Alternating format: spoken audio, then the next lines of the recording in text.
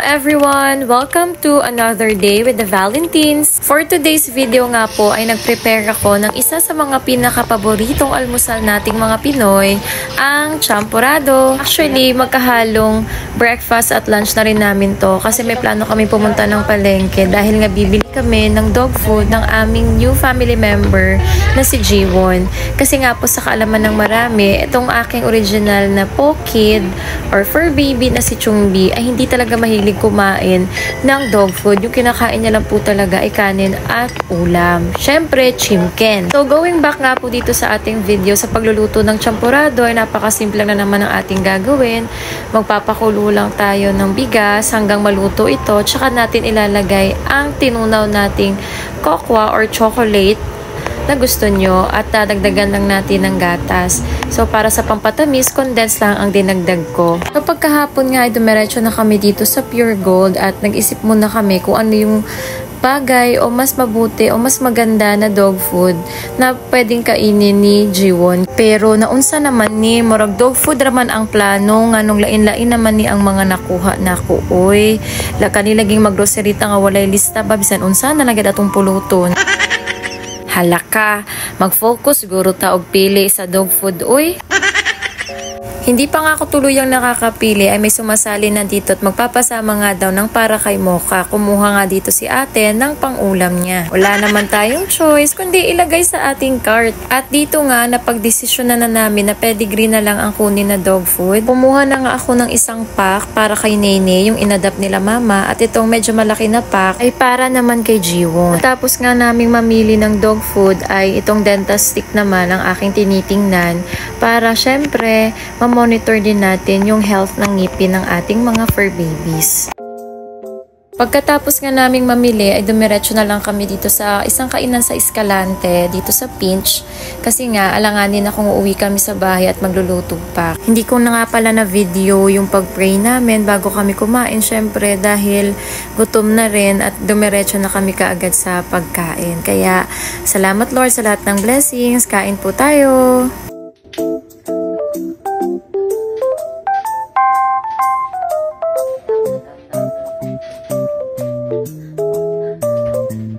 Pagka-uwi nga namin sa bahay, ay eto na ang mag-ama, sweet na kaagad si Jiwon sa kanyang papa, pero si Chungbi gusto niya ring lumapit kaso natatakot kami baka bigla silang mag-away. Hindi naman namin inaasahan na pagpasok namin sa bahay ay nagkaroon na pala ng isang mahabang serye ng kanilang pagliligawan. At eto nga po ang mga sumunod na pangyayari. Tobang B, tobang mama B, ay shush! Ay shush ka guwapo sa baby ni mama ba? Pwede ka poti. Shush! O, diba? Okay lang naman silang tas. Ang gwapo naman ng anak na yan.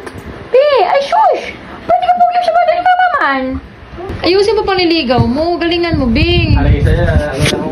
Asya, alam ko lang diya. Watcher lang ko diya. Wala ko diya labot, ha.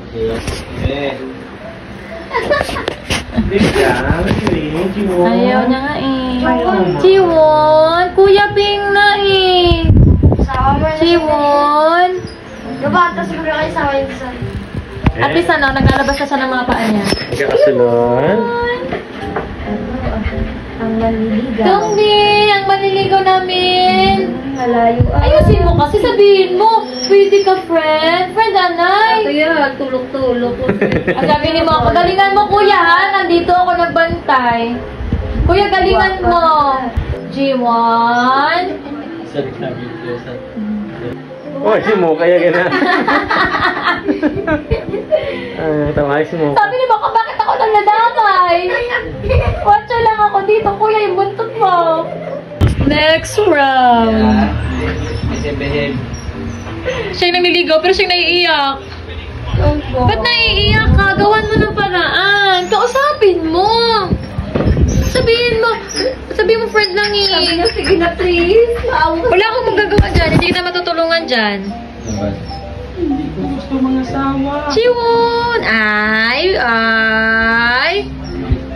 Jiwon! Ay, shush! Nagwa na ng unto, Jiwon, ha? Ay, no. Shh! What? You're there. Si Jiwon. Chuli, sama na. Sama na, be.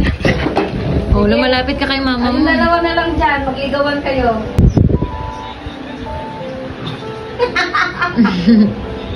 Yung mga witness. Witness ng pagliligawan. Kaya mo yan, Chum! Nagigigil siya. Ayaw na talaga ga. Ayaw na talaga sa'yo. Gusto mo na mag-ubra apo ha? Kami, ubrahan mo na kami apo. Oh, ayaw be. Behave. Chiwa no.